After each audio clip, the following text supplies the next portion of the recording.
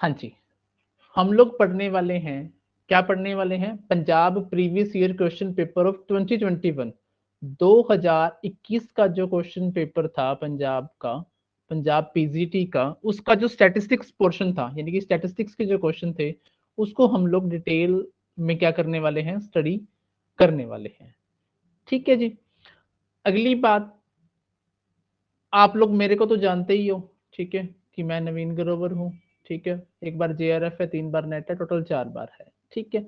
जो लोग इसको वीडियो को बाद में रिकॉर्डेड फॉर्म में देखेंगे, उनको इसकी जो पीडीएफ है, ठीक है, वो मिलेगी मेरे टेलीग्राम चैनल पर, ठीक है। टेलीग्राम चैनल का लिंक या टेलीग्राम चैनल का नाम वीडियो के लास्ट में मैंने लिख रखा है, ठीक है जी। चलिए हम लोग स्टार्ट करते हैं। पहला क्वेश्चन हमसे पूछा गया था, the data collected in a population census by the office of the registrar general and census commissioner is classified as.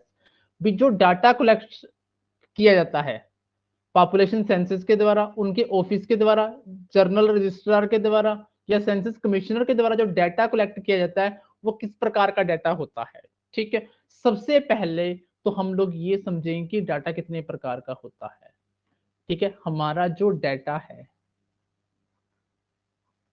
ठीक है, जिसको आप लोग कहते हो, ये हमारा डाटा दो प्रकार का होता है, जिसको एक आप नाम देते हो प्राइमरी, एक आप नाम देते हो सेकेंडरी, ठीक है। प्राइमरी डाटा कौन सा होता है? The data which is collected by the first time, the data which is collected by first time for the very initial purpose, ठीक है। आप लोग वेरी फर्स्ट टाइम जो डाटा कलेक्ट कर रहे हो, वेरी फर्स्ट टाइम, ठीक है, फॉर द इनिशियल पर्पज,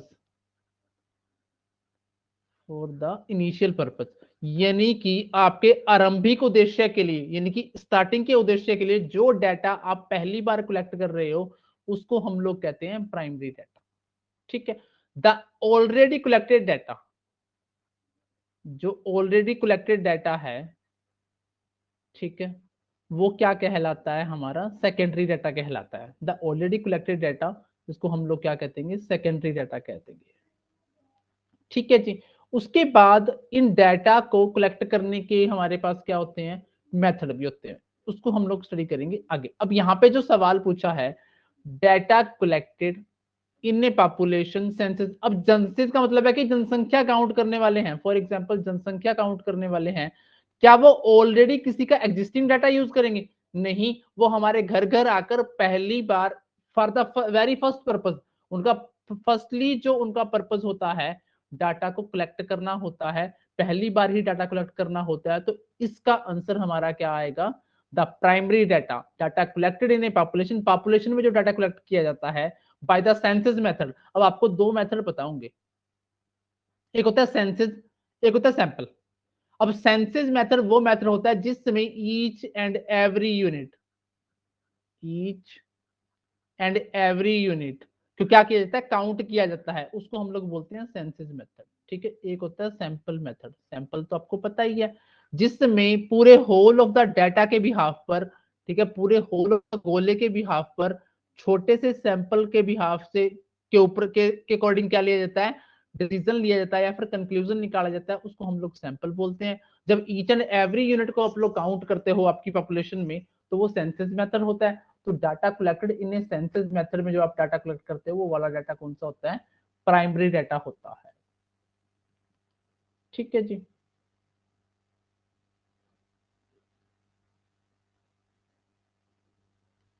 हाँ जी, उसके बाद अब प्राइमरी डाटा और सेकेंडरी डाटा हम लोगों ने लिख लिया, ठीक है। अब प्राइमरी और सेकेंडरी डाटा को कलेक्ट करने के मेथड्स होते हैं, ठीक है। प्राइमरी डाटा को जो हमारे कलेक्ट करने के मेथड हैं, ठीक है, उसमें कौन कौन से आते हैं? उसमें हमारा एक तो आता है जी पर्सनल इंटरव्यू,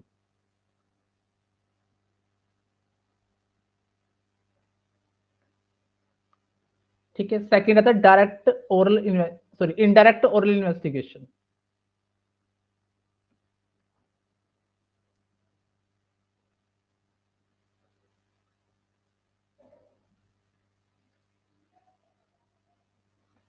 थर्ड हमारा आता है क्वेश्चनर,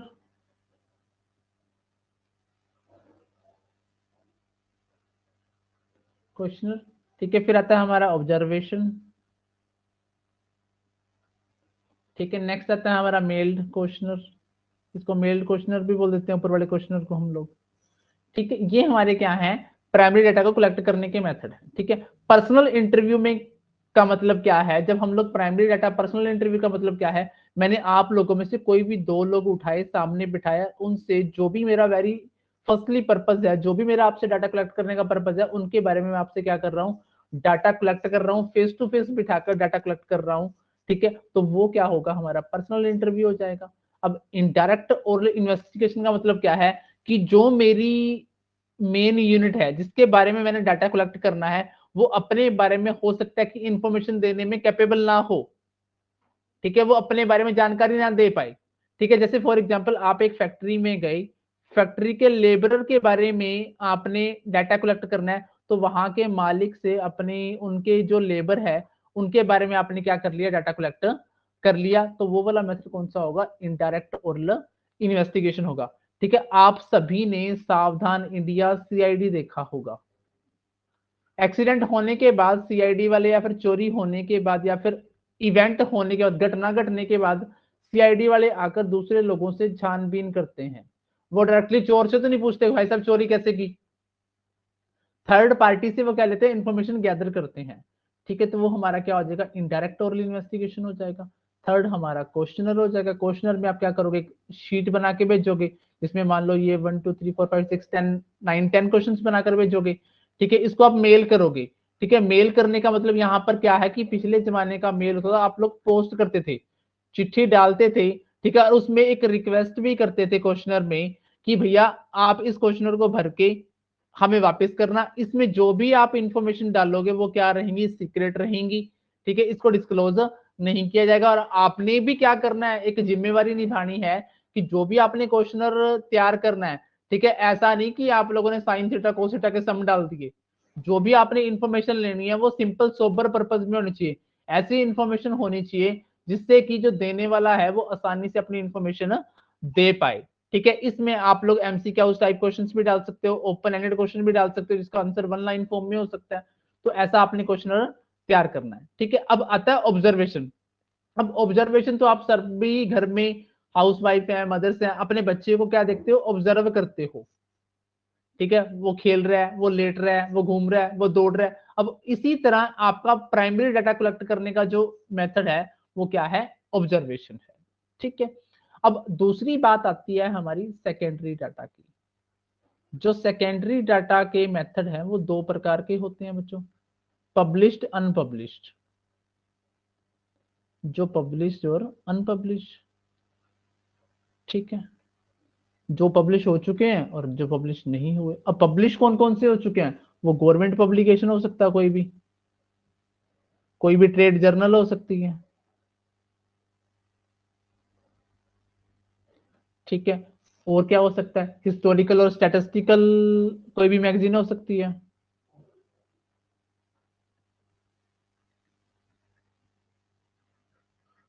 ठीक है। अब अनपब्लिश्ड में क्या आएगा, अनपब्लिश्ड में आ जाएंगे आपकी थीसिस, ठीक है, आपकी सिनॉप्सिस, ठीक है। पीएचडी और एमएड और एमफिल के बच्चे जो थीसिस या सिनॉप्सिस लिखते हैं, वो आपके कौन से सोर्सेज होते हैं, वो अनपब्लिश सोर्सेज होते हैं, ठीक है। तो एक क्वेश्चन से हमने काफी सारे क्वेश्चंस बना लिए, प्राइमरी डाटा सीख लिया, सेकेंडरी डाटा सीख लिया, ठीक है, फिर उनके मेथड पता लगा लिए, ठीक है। तो चलिए फिर चलते हैं नेक्स्ट क्वेश्चन की तरफ। कहता है under this method of collecting primary data, primary data को कलेक्ट करने का जो मेथड है, the investigator contact third parties called witness capable of supplying the necessary information. अब अभी अपन ने कहा था किसी थर्ड पार्टी से इंफॉर्मेशन गैदर करता है, तो वो थर्ड पार्टी वाला जो अपना मेथड था वो कौन सा था, इनडायरेक्ट ओरल इन्वेस्टिगेशन था। हमारा कौन सा मेथड था, इनडायरेक्ट ओरल इन्वेस्टिगेशन था। इन सभी मेथड के बारे में हम लोग जानकारी पहले ही प्राप्त कर चुके हैं। हाँ जी, कमेंट करें, जानकारी सही चल रही है,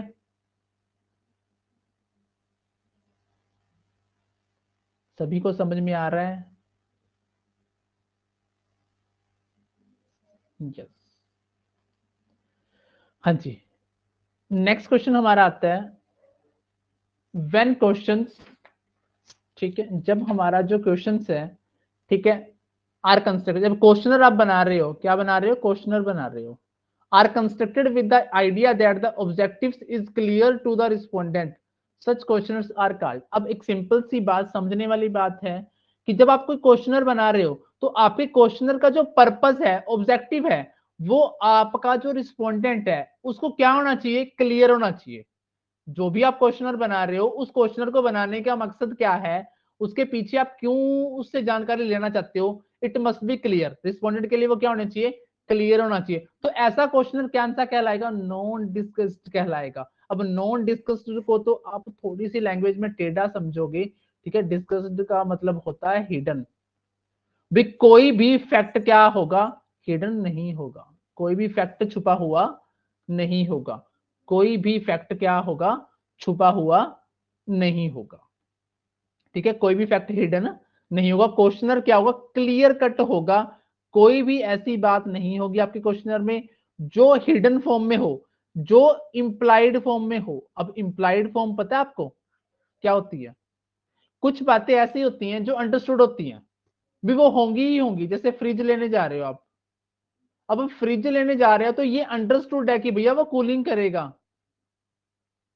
ये इंप्लाइड कंडीशन है, ठीक है। परंतु जब आप क्वेश्चनर बना रहे हो तो आप कुछ भी फैक्ट को छुपा नहीं रहे हो, आप ईच एंड एवरीथिंग क्या कर रहे हो, क्लियरली मेंशन कर रहे हो, ठीक है जी।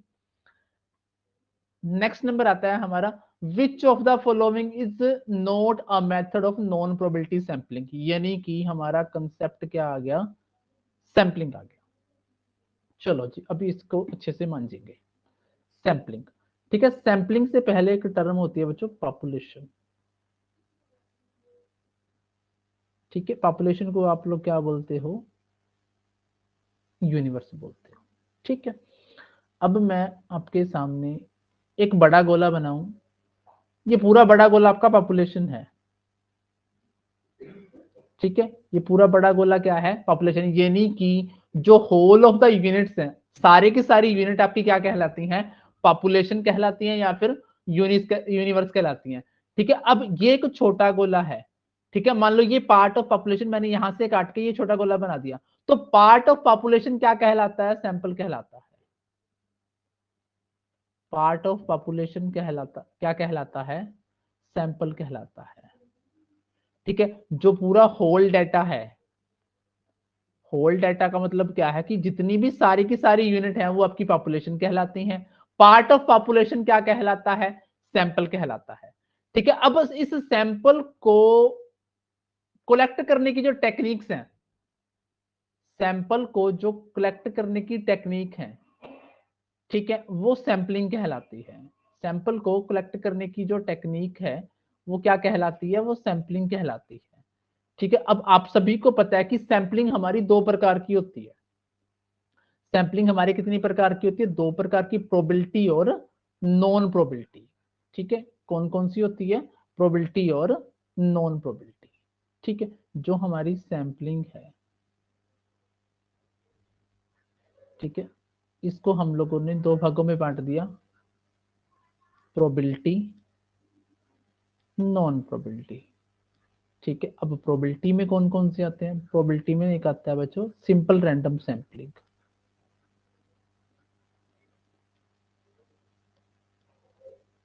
सिंपल रैंडम सैंपलिंग, ठीक है। एक आता है सिस्टेमेटिक, एक आता है स्ट्रैटिफाइड, ठीक है। एक आता है आपका मल्टी स्टेज, ठीक है। पांचवा यहां लिख रहा हूं, एक आता है क्लस्टर, ठीक है। अब नॉन प्रोबेबिलिटी में एक आता है बच्चों कन्वीनियंस, कन्वीनियंस सैंपलिंग, ठीक है। एक आप सभी को पता है, एक आता है कोटा, ठीक है।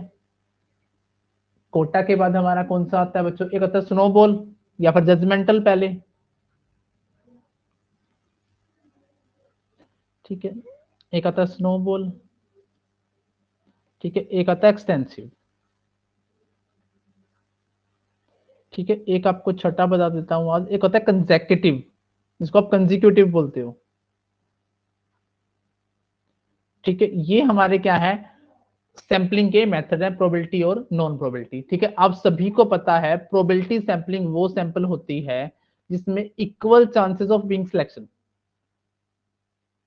Equal chances of being selected, चुने जाने के समान अवसर होते हैं किसके अंदर, प्रोबेबिलिटी सैंपलिंग के अंदर।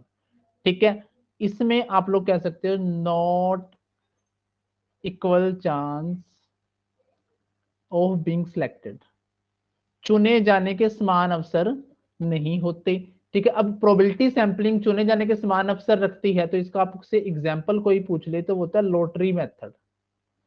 ठीक है, लॉटरी मेथड को आप लोग इस तरीके से भी समझ सकते हो। आप लोग जैसे फॉर एग्जांपल आप सारे के सारे लोग बैठे हो, कौन कौन बैठा है भाई, मैं नाम लेता हूँ थोड़ा सा, बबीता, करमजीत, मीनू और नैन्सी, आप लोग बैठे हो, आप लोग अपने नाम की पर्चियां डाल लो। ठीक है, पर्चियों को शफल करके एक बॉक्स में डाल दो और एक पर्ची उठाओ, बिना किसी पार्शियलिटी के जो पर्ची उठाओगे, ठीक है, वो प्रोबेबिलिटी वाले चांसेस होंगे, वो इक्वल चांसेस होंगे बीइंग सिलेक्टेड के।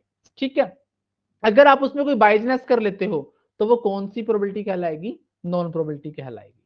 ठीक है, अब मैं इसको वन बाय वन आपको एक्सप्लेन करता हूं। ठीक है, अब सिंपल रैंडम सैंपलिंग कौन सी होती है बच्चों, सिंपल रैंडम सैंपलिंग दो प्रकार की होती है। ठीक है, एक होती है विद रिप्लेसमेंट, एक होती है विदाउट रिप्लेसमेंट। ठीक है, अब जो सिंपल रैंडम सैंपलिंग होती है, ठीक है, इसमें क्या होते हैं, किसी भी यूनिट के चुने जाने के बराबर के अवसर होते हैं या फिर बराबर के चांसेस होते हैं। Each item has equal chances of being selected, her item के चुने जाने के समान अवसर होते हैं। ठीक है, ये दो प्रकार की होती है, with replacement and without replacement. अब विद रिप्लेसमेंट का मतलब क्या है कि आप लोग, जैसे फॉर एग्जांपल मैं कहूं कि आपका पास एक बैग है जिसमें 3 ब्लैक 5 रेड, टोटल बॉल है 8। ठीक है, आप सभी को पता है कि रेड बॉल निकालने की प्रोबेबिलिटी मैं आपसे पूछूं, सॉरी ब्लैक बॉल निकालने की प्रोबेबिलिटी पूछूं तो आप कहोगे जी 3/8। ठीक है, अगर मैं इस बॉल को, ठीक है, वापिस दोबारा मिला दूं, दोबारा बॉक्सेस में मिला दूं, तो मेरी टोटल बॉल कितनी रहेंगी, 8 रहेंगी। फिर ब्लैक बॉल आने की प्रोबेबिलिटी पूछूं तो आप कहोगे जी 3/8। तो इसका मतलब क्या है कि जो विद रिप्लेसमेंट है उस समय एक आइटम के चुने जाने के जो चांसेस हैं वो एक से ज्यादा बार होते हैं। जो with replacement simple random sampling होती है उस समय एक यूनिट के चुने जाने के जो चांसेस होते हैं वो एक से ज्यादा बार होते हैं। ठीक है, अब मैं कहूं विदाउट रिप्लेसमेंट, विदाउट रिप्लेसमेंट में आपने पहले ब्लैक बॉल निकाली तो 3/8, अब उस बॉल को निकाल के साइड में रख दिया। ठीक है, ये साइड में रख दी, अब आपके पास टोटल बॉल रह गई 7, ब्लैक निकालोगे तो कितनी आएगी 2/7। तो सिंपल सा फंडा है इन दोनों में डिफरेंस का कि अगर विद रिप्लेसमेंट है तो एक यूनिट एक से ज्यादा बार चुने जाने के चांसेस रखेगी, विदाउट रिप्लेसमेंट में एक यूनिट के चुने जाने के जो चांसेस होंगे वो क्या होंगे, एक बार ही होंगे, एक से अधिक बार नहीं होंगे। ठीक है, फिर हमारी सेकंड आती है सिस्टमेटिक सैंपलिंग। अब सिस्टमेटिक सैंपलिंग में हम सिस्टम से चलते हैं, सिस्टमेटिक सैंपलिंग में हम लोग क्या चलते हैं, सिस्टम से चलते हैं। ठीक है, सिस्टम से चलने का मतलब क्या है, हम लोग डेटा जो होता है, ठीक है, उसको अरेंज करते हैं। ठीक है, अरेंज कैसे करते हैं, सिस्टमेटिकली अरेंज करते हैं। ठीक है, अब आपको भी सिस्टमेटिकली अरेंज कैसे हो सकता है, ये हो सकता है नंबर या फिर अल्फाबेटिकली। ठीक है, या तो नंबर वाइज या फिर अल्फाबेटिकली क्या कर लेते हो, अरेंज कर लेते हो। ठीक है, फॉर एग्जाम्पल मेरे पास 10 बच्चे हैं। ठीक है, 1 it's 2 3 4 5 6 7 8 9 एंड इट्स 10। ठीक है, 1 से 10 तक नंबर मैंने लगा दिए इसके ऊपर। ठीक है, तो 1 से 10 बच्चे हैं, तो जो पहला सैंपल उठेगा, ध्यान रखना, जो पहला सैंपल उठेगा वो रैंडमली उठेगा। ठीक है, हो सकता है कि मैंने सिस्टमेटिक सैंपलिंग में क्या करना हो, 5 सैंपल उठाने हैं, 5 सैंपल उठाने हैं, तो पहला सैंपल मैं रैंडमली उठाऊंगा, रैंडमली उठा लिया तो मैंने उठा लिया, मान लो पहला सैंपल 2 आ गया, बट आगे के जो सैंपल होंगे, ठीक है, वो सिस्टम से चलेंगे, 4 6 8 10, क्योंकि टोटल मेरे को कितने सैंपल उठाने हैं, 5 सैंपल उठाने हैं। मान लिया अगर पहला आ गया होता तो सैंपल उठता अपना यहां से फर्स्ट, थर्ड, फिफ्थ, 7 9। ठीक है, तो सबसे पहले हम डाटा को क्या करते हैं, अरेंज करते हैं, कैसे, systematically. Systematically can be in the form of numbers और अल्फाबेटिकली। ठीक है। देन फर्स्ट जो सैंपल होता है वो रैंडमली उठता है, उसके बाद जो सारे के सारे सैंपल उठाए जाते हैं वो एक सिस्टमेटिकली अरेंजमेंट के अकॉर्डिंग उठाए जाते हैं। कहने का मतलब है, इसकी एक हिंट आप लोगों ने याद रखनी है, ये एक पैटर्न फॉलो करता है। क्या करता है? पैटर्न फॉलो करता है। ठीक है जी। उसके बाद बारी आती है आपकी स्ट्रैटिफाइड। ठीक है। अब एक चीज और, यहाँ पे जो यूनिट्स होती हैं वो होमोजीनियस होती हैं। कैसी होती है? होमोजीनियस होती हैं। परंतु जो आपका स्ट्रैटिफाइड है उसकी पहचान ही हमारे जो क्वेश्चंस हैं वो बना रखी है कि डाटा कैसा होता है? हेट्रोजीनियस होता है। हेट्रो का मतलब होता है डिफरेंट होता है डाटा। ठीक है। डाटा कैसा होता है?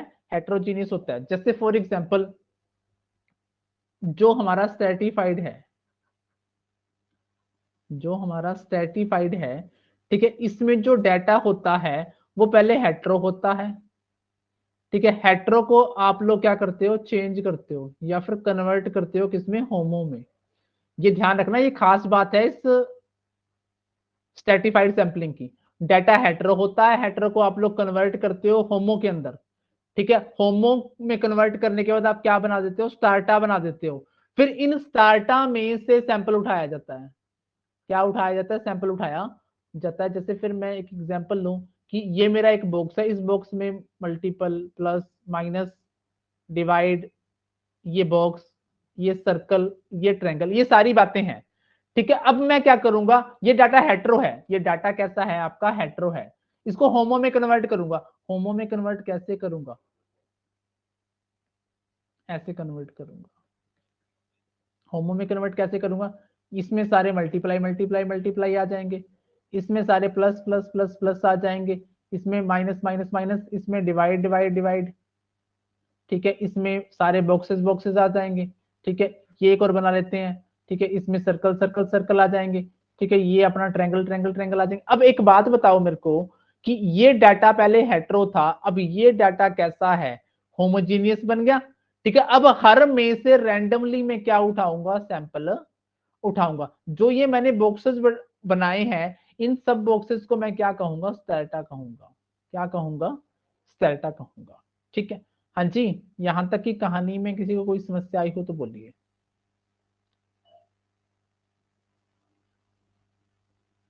कमेंट करिए फटाफट।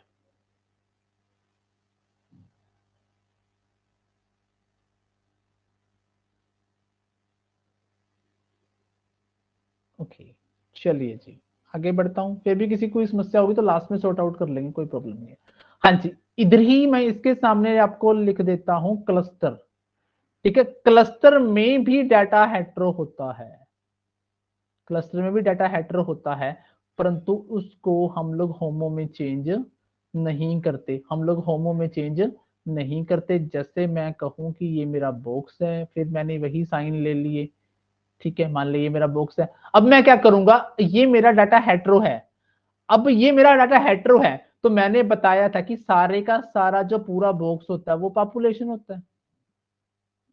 ठीक है। अब इस पॉपुलेशन की सारी फीचर रिप्रेजेंट करने वाला, इस पॉपुलेशन की सारी फीचर रिप्रेजेंट करने वाला क्या कहलाता है? सैंपल कहलाता है। तो मैंने क्या कर लिया, इस जो मेरे पास ये क्लस्टर, सॉरी, ये डाटा था हेट्रो, इसको रिप्रेजेंट करने वाले छोटे छोटे क्या बना लिए? क्लस्टर्स बना लिए, ये बॉक्सेस बना लिए। ठीक है। जो सारे के सारे को रिप्रेजेंट करते हो। अब ऐसे खूब खूब सारे बॉक्सेस बना लिए।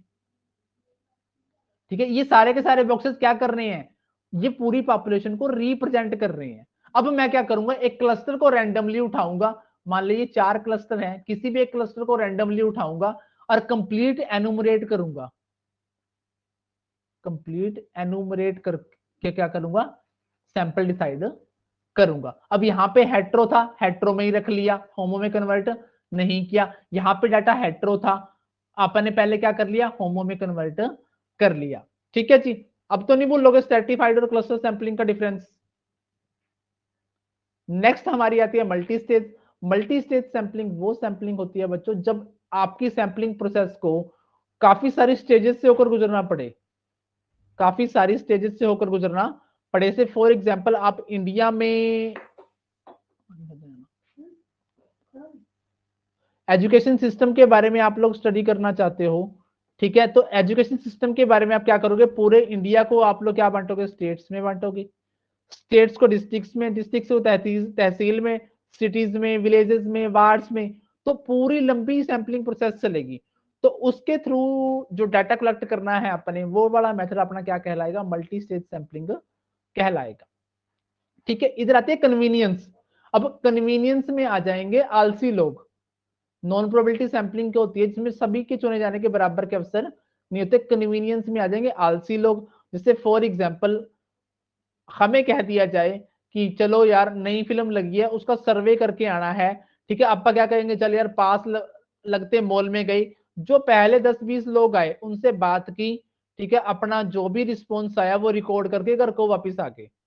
ठीक है, तो कन्वीनियंस सैंपलिंग क्या होती है, सुविधाजनक सैंपलिंग बोलते हैं इसको अपन। सुविधाजनक का मतलब है जहां जितनी आपको सुविधा लगी, इजीली लगा, वहां से आप डाटा कलेक्ट करके क्या आ गए, घर को वापस आ गए। ठीक है, फिर आते हैं कोटा। ठीक है, कोटा सैंपलिंग में आप क्या करते हो, एक पर्टिकुलर कोटा सेट कर लेते हो। ठीक है, जिसमें से आपने क्या उठाना है, डाटा उठाना है। जैसे फॉर एग्जांपल अभी आपको कह दिया जाए कि सिर्फ एम कॉम फाइनल वाले ही क्या करेंगे, पीएचडी में एडमिशन के भागीदार होंगे। ठीक है, तो आपने क्या फिक्स कर दिया कि पीएचडी की जो 10-20% सीटें हैं, ठीक है, वो किसके लिए रहेंगी, वो एम कॉम फाइनल वालों के लिए रहेंगी। बाकी सीटें किसके लिए रहेंगी, ओपन रहेंगी। तो आपने यहां पर क्या कर दिया, एक कोटा फिक्स कर दिया। ठीक है, थर्ड वन आता है जजमेंटल। अब जजमेंटल का मतलब क्या है, यहां पर आप अपनी जजमेंट से क्या लेते हो, डाटा कलेक्ट करते हो। जजमेंट का मतलब यहां पर क्या है, फॉर एग्जांपल कोई कंपनी है, कंपनी के सीईओ का क्या होना है, इंटरव्यू होना है, मतलब सीईओ की पोस्ट के लिए इंटरव्यू होना है। तो अलग अलग लोग आएंगे, अलग अलग इंटरव्यू लेने, मान लो एक पैनल में 4-5 लोग हैं इंटरव्यू लेने वाले, तो इनकी अपनी अपनी जजमेंट होगी।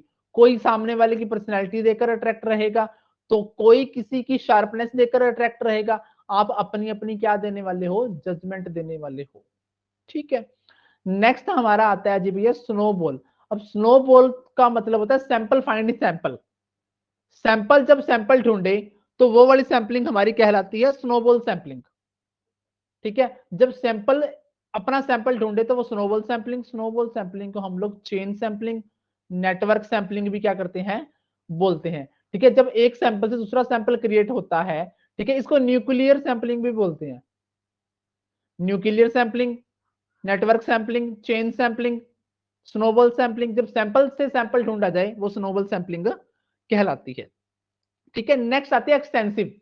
एक्सटेंसिव में क्या होता है, आप लोग 100% में से 90% के बराबर क्या उठा लेते हो, सैंपल उठा लेते हो। जो 10% डाटा छूटता है, या तो उससे रिलेटेड कोई इंफॉर्मेशन अवेलेबल नहीं होती, या फिर उससे जो इंफॉर्मेशन लेनी होती है वो बहुत टिपिकल होती है। तो 90% जब आप सैंपल उठा लेते हो, तो वो सैंपलिंग मेथड आपका कहलाता है एक्सटेंसिव सैंपलिंग। ठीक है, फिर एक मैंने नेक्स्ट लास्ट आपको बताया था कंसेक्यूटिव सैंपलिंग या फिर कंसेक्यूटिव सैंपलिंग। वो सैंपलिंग होती है बच्चों, जैसे कन्वीनियंस में क्या था, कन्वीनियंस में तो पहले 10-20 लोगों से जैसा डाटा मिला, आपने अपना रिस्पॉन्स रिकॉर्ड किया और आप घर की तरफ वापस आ गए। परंतु कंसेक्यूटिव में क्या होगा, जब तक आपको सफिशिएंट सैंपल नहीं मिलता, जब तक आपको सफिशिएंट सैंपल नहीं मिलता, तब तक आप क्या करते रहोगे, लोगों से सैंपल कलेक्ट करते रहोगे या फिर रिस्पॉन्स कलेक्ट करते रहोगे। अपन एग्जांपल लिया था मूवी का, मान लो पहला शो खत्म हुआ 10 बजे, 10 बजे 10-20 लोगों से रिस्पॉन्स लिया, आपको लगा कि यार मजा नहीं आया, ठीक है भाई, अच्छा सा सैंपल नहीं आया। फिर अगला शो खत्म हुआ 1 बजे, आपने 1 बजे वालों से भी लिया, ठीक है, फिर 4 बजे खत्म हुआ। ऐसा करके आपका जब तक आपका सैंपल रिप्रेजेंटेटिव नहीं बन जाता पूरी होल ऑफ द डाटा का, तब तक आप क्या करते रहोगे, सैंपल कलेक्ट करते रहोगे। ठीक है, ये वाली कहलाती है कंसेक्यूटिव सैंपलिंग। हाँ जी, अब बताओ सैंपलिंग में सवाल गलत हो सकता है, बताओ भाई, अब इनमें से बताओ कौन सी नॉन प्रोबेबिलिटी सैंपलिंग है। ठीक है, नॉन प्रोबेबिलिटी सैंपलिंग बतानी है।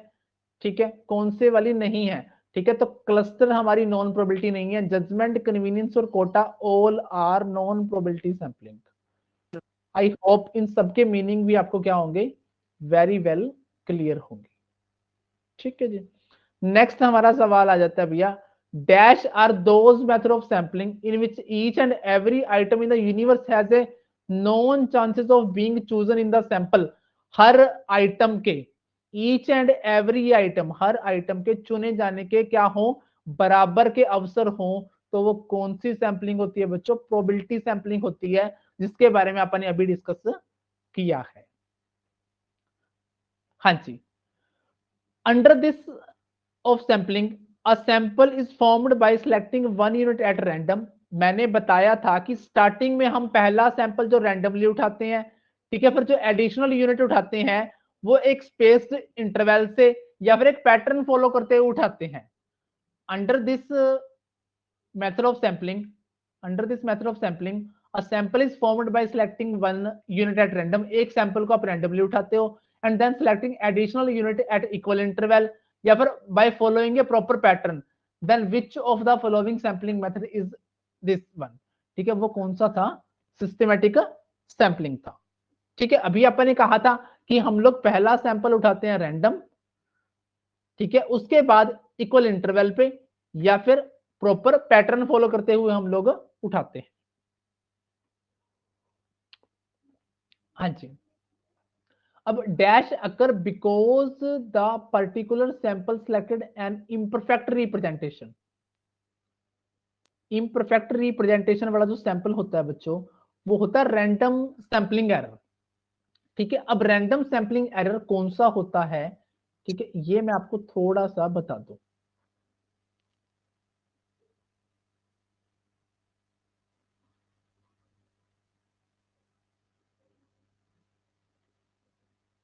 हाँ जी, रैंडम सैंपलिंग एरर कौन सा होता है, ठीक है, when an analysis doesn't select a sample that is not representative of the population being studied. ठीक है, और स्टैटिस्टिकल एरर, और statistical error that occurs when an analyst, ठीक है, doesn't select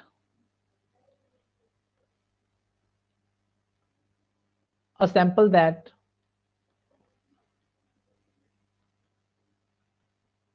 is not representative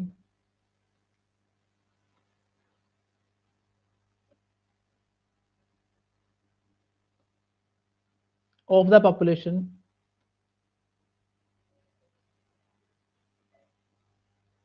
being studied।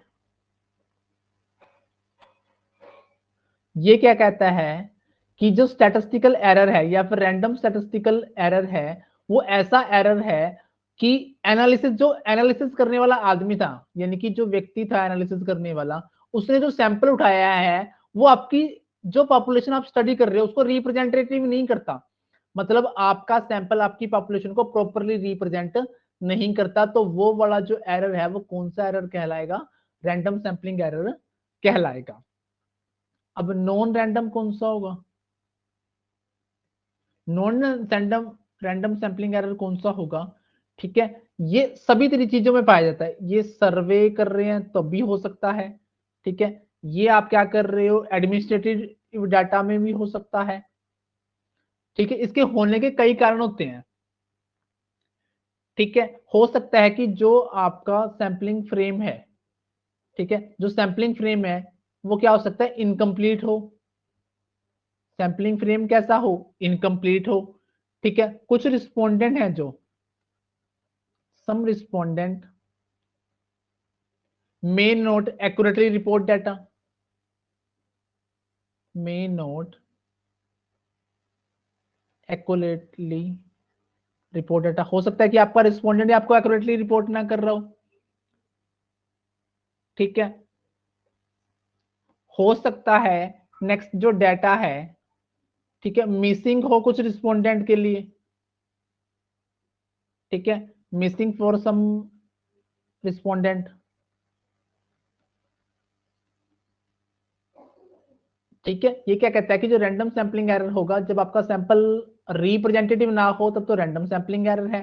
ठीक है, जब क्या हो, या तो फ्रेम इनकम्प्लीट हो, या फिर रिस्पोंडेंट एक्यूरेटली रिपोर्ट ना कर रहे हो, या फिर कुछ डाटा मिसिंग और रिस्पोंडेंट के लिए, वो कौन सा एरर होगा, random, non random sampling error होगा। ठीक है, अब पूछा क्या है, इम्परफेक्ट रिप्रेजेंटेशन वाला पूछा है तो कौन से वाला एरर होगा, रैंडम सैम्पलिंग एरर होगा। हाँ जी, dash is the value in a series that occurs with the greatest frequency. ठीक है, अब मीन आपको पता है, ठीक है, मीन क्या होता है, एक सिंगल नंबर होता है बच्चों, ठीक है, एक सिंगल नंबर होता है जो रिप्रेजेंट करता है होल ऑफ द डाटा को।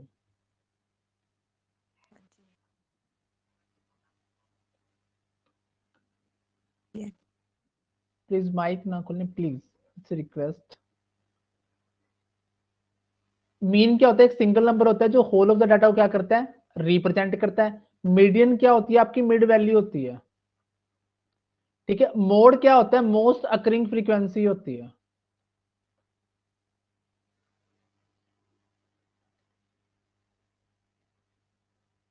ठीक है, मोस्ट अकरिंग फ्रीक्वेंसी क्या कहलाती है, मोड कहलाती है। ठीक है, स्टैंडर्ड डेविएशन क्या होता है, रूट मीन स्क्वायर डेविएशन। ठीक है, ये होता क्या है, अभी हम इसको आगे स्टडी करेंगे। हमसे क्या पूछा, dash is that value that occurs with the greatest frequency, यानी कि जिसकी फ्रीक्वेंसी ज्यादा हो। अपन ये भी पढ़ा है, मोस्ट अकरिंग फ्रीक्वेंसी क्या कहलाती है हमारी, मोड कहलाती है। ठीक है जी, क्लियर है यहां तक तो बात। उसके बाद हाँ जी, the value which divide and ordered data in a 10 equal बराबर 10 भाग बराबर भागों में बांटता है, वो हमारा डेकाइल होता है। ठीक है, या फिर डेसाइल इसको बोलेंगे। क्वार्टाइल कितने होते हैं बच्चों, 4 होते हैं। डेकाइल 10 वाले हो जाएंगे। परसेंटाइल कितने वाले होते हैं, यानी कि 99 तक जाते हैं।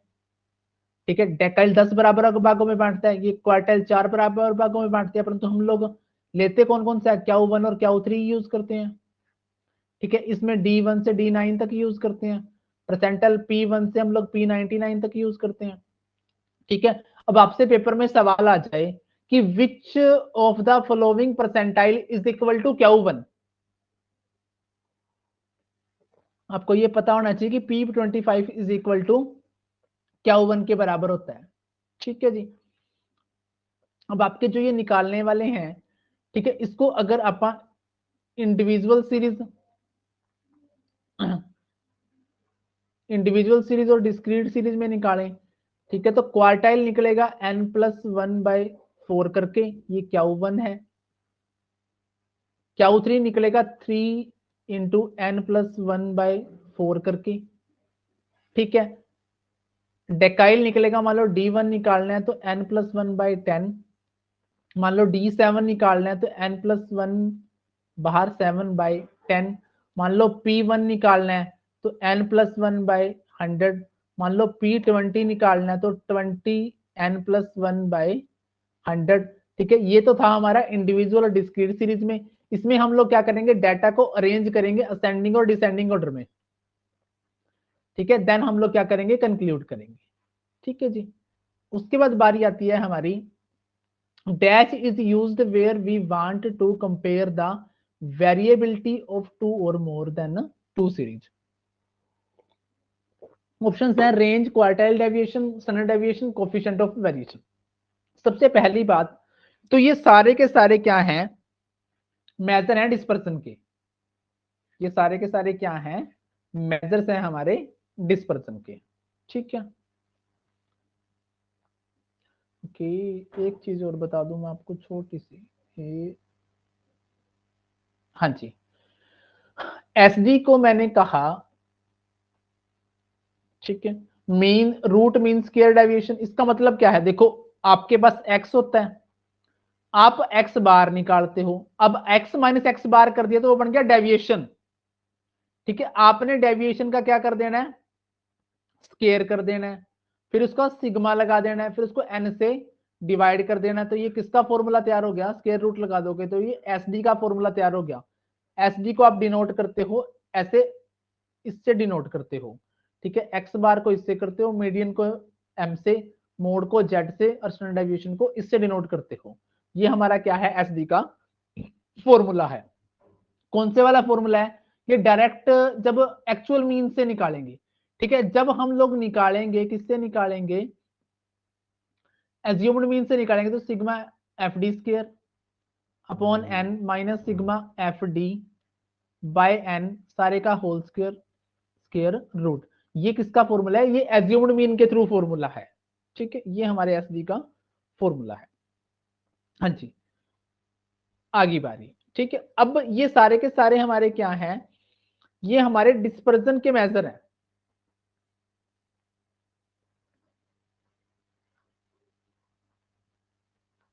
ये हमारे क्या है, डिस्पर्जन के मेजर हैं। कौन कौन से मेजर होते हैं डिस्पर्जन के, ठीक है, सबसे पहला होता है रेंज,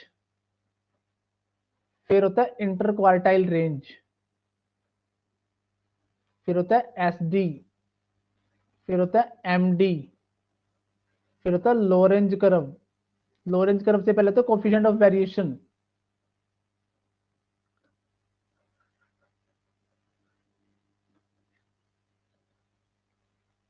कोफिशिएंट ऑफ वेरिएशन, ठीक है, एक होता है लोरेंज कर्व। ठीक है, क्या होता है लोरेंज कर्व। ठीक है, अब रेंज क्या होती है, रेंज होती है लार्जेस्ट माइनस स्मॉलेस्ट, यानी सबसे बड़ी आइटम में से अगर हम लोग छोटी आइटम घटा देंगे तो वो क्या आ जाएगी, हमारी रेंज आ जाएगी। ठीक है, अगर कोफिशिएंट निकालना हो रेंज का तो लार्जेस्ट माइनस स्मॉलेस्ट बाय में लार्जेस्ट प्लस स्मॉलेस्ट। अगर इंटर क्वार्टाइल रेंज निकालनी है तो वो निकलेगी Q three minus Q one. अगर कोफिशिएंट निकालना है तो निकलेगा Q three minus Q one by two. Sorry, ये तो ये क्याउटाइल डेविएशन है। अगर कोफिशिएंट निकालना है तो क्याऊ three minus Q one by में क्याऊ थ्री प्लस क्याऊ वन। एसडी का मैंने आपको अभी बता दिया। ठीक है, मीन डेविएशन कैसे निकलता है, मीन डेविएशन निकलता है वही अब आपा ने कहा था, एक्स बार घटा देंगे, ठीक है, इसके साथ मॉडुलस लगा देंगे, ठीक है, बाय में एन लगा देंगे तो ये मीन डेविएशन फ्रॉम मीन आ गया। अगर हो सकता है यहाँ पर मीन की जगह मीडियन भी हो जाए तो एक्स माइनस मीन कर मीडियन कर देंगे बाय में एन, ये मीन डेविएशन हो जाएगा। कोफिशिएंट ऑफ वेरिएशन कैसे निकलता है, ठीक है, कोफिशिएंट ऑफ वेरिएशन निकलता है भैया हमारा स्टैंडर्ड डेविएशन बाय में एक्स बार इंटू 100, क्या निकलता है कोफिशिएंट ऑफ वेरिएशन। ठीक है, ये कोफिशिएंट ऑफ वेरिएशन जो है हमारा, ये हमारा रिलेटिव मेजर है। क्या है, रिलेटिव मेजर ऑफ डिस्पर्सन है। डिस्पर्सन का क्या है, रिलेटिव मेजर है। ठीक है, लोरेंज कर्व जो होता है वो हमारा इनकम और वेजेस मापने के लिए क्या आता है, काम आता है। ठीक है, अब डिस्पर्सन क्या होता है, सबसे पहले यही तो बता दो मेरे को यार, डिस्पर्सन क्या होता है, वेरिएशन को मापने के काम आता है। वेरिएशन दो प्रकार का, एक विद इन द आइटम, ठीक है, एक विद इन द आइटम, ठीक है, एक आइटम का वेरिएस एवरेज के साथ। ठीक है, एक तो विद इन द आइटम, जैसे मैंने लिखा एक दो तीन चार पांच, एक तो ये इनका आपस में वेरिएशन चेक करना, वो तो हो गया विद इन द आइटम। एक मैंने इसकी एवरेज निकाल दी, फिर हर आइटम का एवरेज के साथ वेरिएशन चेक करना क्या कहलाता है, डिस्पर्सन कहलाता है। ये डिस्पर्सन के क्या थे, मेजर थे। ठीक है, अब हमसे क्या पूछा, वेरिएबिलिटी पूछी है। ठीक है, वेरिएबिलिटी अगर डिस्पर्सन होता तो डिस्पर्सन बताते, परंतु अब ये वेरिएशन बताने का काम कौन करेगा, कोफिशिएंट ऑफ वेरिएशन करेगा। कोफिशिएंट ऑफ वेरिएशन हमारा रिलेटिव मेजर होता है। दो तरह के मेजर होते हैं बच्चों, एक रिलेटिव होता है, एक एब्सोल्यूट होता है। जब सेम यूनिट में आंसर मिले, जब किसमें मिले, सेम यूनिट में आंसर मिले, तब तो एब्सोल्यूट मेजर होता है। क्या होता है, एब्सोल्यूट मेजर होता है जब आपको परसेंटेज, सॉरी, हाँ, परसेंटेज और रेशो में आंसर मिले, ठीक है, तब क्या होता है, आपका रिलेटिव मेजर होता है। ठीक है, हाँ जी, थके तो नहीं,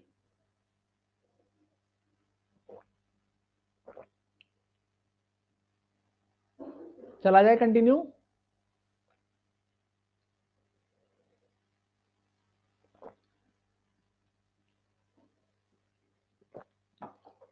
हाँ जी, in positively skewed distribution the value of mean. हाँ जी, पहले तो हम लोग इसको छाप लेते हैं।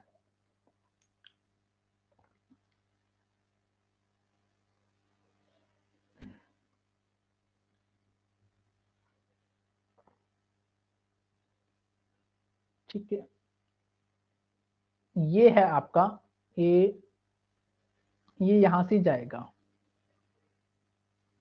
ठीक है, इसको मैं मिटाऊंगा तो ये पूरा मिट जाएगा, ये मान गया।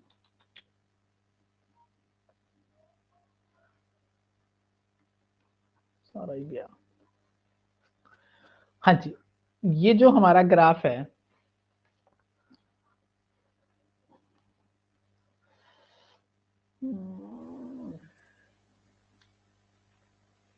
ये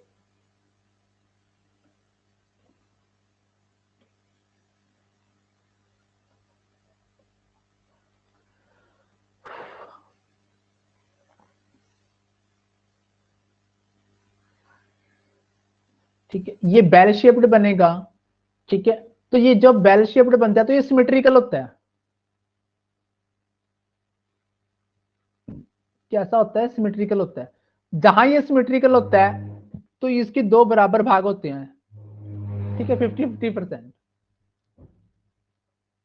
ठीक है, और इसके सेंटर पे मीन मीडियन मोड बराबर होते हैं। ठीक है, ये इसकी राइट साइड होती है और ये इसकी लेफ्ट साइड होती है। अगर आपका ये ग्राफ खिसकता है, मतलब टेल बनती है आपकी राइट साइड, ये टेल ऐसे जाती है। ठीक है, तो ये पॉजिटिवली स्क्यूड हो जाता है। जब ये राइटवर्ड शिफ्ट करता है, जब ये राइटवर्ड शिफ्ट करता है तो ये पॉजिटिवली स्क्यूड हो जाता है। कैसा हो जाता है? पॉजिटिवली स्क्यूड हो जाता है। ठीक है, पॉजिटिवली स्क्यूड में क्या हो जाता है? मीन बड़ा हो जाता है मीडियन से, मीडियन बड़ा हो जाता है मोड से। जब ये लेफ्टवर्ड शिफ्ट करता है, मतलब इसकी सॉरी इसकी टेल अगर लेफ्टवर्ड जाती है, ठीक है, ये टेल लेफ्टवर्ड जाएगी, तब ये क्या हो जाता है? ये लेफ्टवर्ड जाएगा तो ये नेगेटिवली स्क्यूड हो जाता है। नेगेटिवली स्क्यूड में मीन छोटा है मीडियन से, मीडियन छोटा है मोड से। तो हमारा सवाल क्या है? अब हमारा सवाल यहां पर क्या है? देखो बच्चों, ये तो एसिमेट्रिकल है, सॉरी सिमेट्रिकल है। सिमेट्रिकल का मतलब सिंपली ये है कि अगर मैं पंजाबी में कहूं तो इस समय किसी तरह का कोई विंग वल नहीं है, ये परफेक्ट है। ये क्या है? परफेक्ट है, बेल शेप्ड है, बिल्कुल परफेक्ट है। बेल शेप्ड है तो वो सिमेट्रिकल कहलाएगा। मतलब इसमें कोई भी स्क्यूनेस नहीं है। अगर ये अपनी पोजीशन से हटता है, अपनी पोजीशन से हटता है, राइटवर्ड या लेफ्टवर्ड जाता है, तो ये एसिमेट्रिकल है। अगर ये एसिमेट्रिकल है तो दो प्रकार का हो जाएगा ये, एक पॉजिटिव और एक नेगेटिव। अगर राइटवर्ड गया तो positively skewed, negative right leftward गया तो नेगेटिवली स्क्यूड। पॉजिटिव वाले में मीन बड़ा है मीडियन से, मीडियन बड़ा है मोड से। नेगेटिव वाले में मीन छोटा है मीडियन से, मीडियन छोटा है मोड से। ठीक है जी। ठीक है, अब आपको स्क्यूनेस के बारे में तो पता ही है। ठीक है, अब स्क्यूनेस जैसे जो डिस्पर्सन था, ठीक है, जो डिस्पर्सन था वो वेरिएशन चेक करने के काम आता था। वो क्या चेक करने के काम आता था? वेरिएशन चेक करने के काम आता था। ठीक है, जो स्क्यूनेस है, ठीक है, ये शेप चेक करने के काम आता है। ठीक है, स्कैटरनेस चेक करने के काम आता है। ये पहचान है आंसरों की। जो आपका डिस्पर्सन है वो वेरिएशन चेक करने के काम आता है।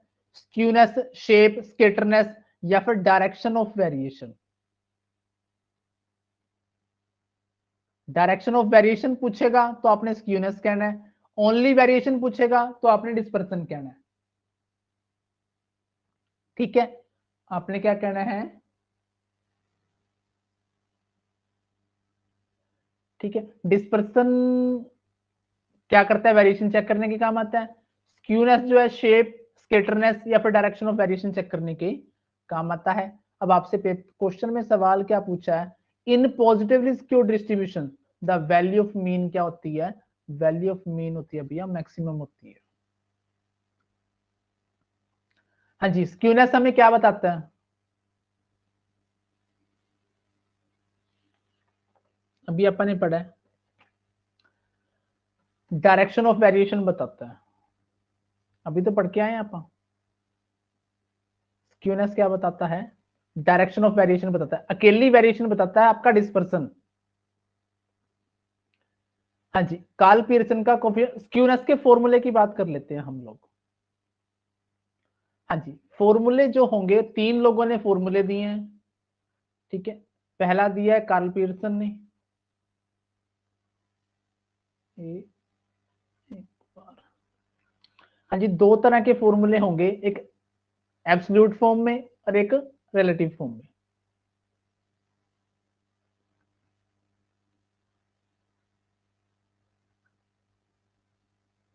ठीक है, पहला आदमी है कार्ल पियर्सन,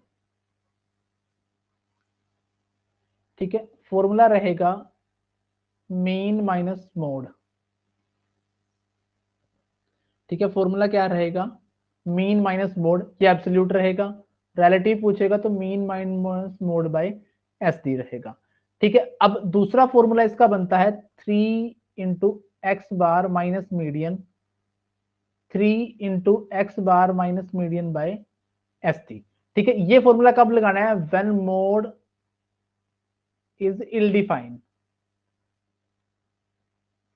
मोड क्या हो, इल डिफाइन हो, ठीक है। तब ये वाला फॉर्मूला आपने क्या करना है, लगाना है। अगली बात जो आप लोगों ने ध्यान रखनी है, वैसे इसकी रेंज होती है -1 और +1, ठीक है। परंतु जब मोड इल डिफाइन हो, जब मोड क्या हो, इल डिफाइन हो, तब इसकी रेंज बन जाती है -3 और +3, यानी कि इसका आंसर जब इल डिफाइन हो तब तो ये -3 और +3 के बीच में आएगा, ठीक है। जब नॉर्मल हो, मोड से निकालेंगे, तब इसकी रेंज रहेगी -1 और +1। दूसरा बंदा आता है बाउले, ठीक है। बाउले के मेथड को हम लोग क्वार्टाइल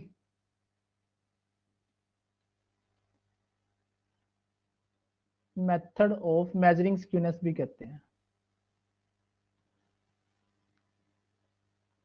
ठीक है। Quartile method of measuring skewness भी कहते हैं, ठीक है। इसका फॉर्मूला होता है बच्चों Q3 प्लस Q1 -2m, ये तो है एब्सोल्यूट। अगर आपने रिलेटिव निकालना है, Q3 प्लस Q1 बाय में Q3 माइनस Q1, ठीक है। ये क्या हो जाएगा, ये हमारा कौन सा हो जाएगा, रिलेटिव हो जाएगा, ठीक है। इसकी रेंज नहीं है, ठीक है। इसका आंसर नॉर्मली आएगा, -1 +1 वाली रेंज में आएगा। तीसरा आता है कैली, ठीक है। कैली क्या करता है, ये ये डेकाइल और परसेंटाइल यूज करता है। P90 P10 -2 मीडियन, यहाँ पे P90 plus P10 -2 median upon P90 minus P10। अगर डेकाइल की फॉर्म में लिखना हो इसी को, तो D1 plus D9 -2m, D1 D9 -2m bye में D9 माइनस D1, ये हमारा क्या हो जाएगा, फॉर्मूला क्रिएट हो जाएगा, ठीक है। अब हमसे पूछा क्या है, कार्ल पियर्सन का पूछा है, किसका पूछा है, कार्ल पियर्सन का पूछा है। कार्ल पियर्सन का फॉर्मूला होता है हमारा मीन माइनस मोड होता है, सिंपली वाला फॉर्मूला था मीन माइनस मोड, ये मीन माइनस मोड नहीं है, ठीक है। ये भी मीन माइनस मोड नहीं है, मीन माइनस मीडियन होता ठीक था, परंतु 3 चाहिए था आगे, ये भी नहीं है, ठीक है। Mean minus mode by S D नहीं है, तो कौन सा आंसर आएगा, नन ऑफ दीज आंसर आएगा इसका। हाँ जी, नेक्स्ट आता है इनसिमेट्रिकल डिस्ट्रीब्यूशन। अब ये जो हमने ये बनाया था, ये वाला ग्राफ बनाया था, 1 नंबर ग्राफ में इसको नाम दे रहा हूं, ठीक है। ये 2 नंबर है, ये 3 नंबर है। जो 1 नंबर ग्राफ था, ये सिमेट्रिकल था, ये क्या था, सिमेट्रिकल था। सिमेट्रिकल ग्राफ में मीन मीडियन मोड क्या होते हैं, बराबर होते हैं, इसी को हम लोग बोलते हैं कोइंसाइड। क्या बोलते हैं, कोइंसाइड बोलते हैं। जब सारी लाइनें एक दूसरे के ऊपर आए तो उसको हम लोग बोलते हैं कोइंसाइड, ठीक है। तो in a symmetrical distribution the value of mean median mode are coincide. Coincide का मतलब क्या होता है, बराबर हो जाना। हाँ जी, हमसे पूछता है कैली का फॉर्मूला पूछता है, अभी तो बता के आए हैं। कैली क्या करता है, परसेंटाइल यूज करता है और डेकाइल यूज करता है। P90 plus P10 -2m bye P90 minus P10, ये भी सही है। D1 plus D9 bye -2m bye D9 minus D1, ये भी सही है। तो आंसर क्या आ जाएगा, थर्ड ऑप्शन हमारा क्या आ जाएगा, आंसर आ जाएगा, ठीक है। आई थिंक 15 क्वेश्चन काफी हैं, ज्यादा लंबी क्लास नहीं बनेगी। 10 क्वेश्चन की हम लोग कल लगा देंगे, कोई दिक्कत नहीं।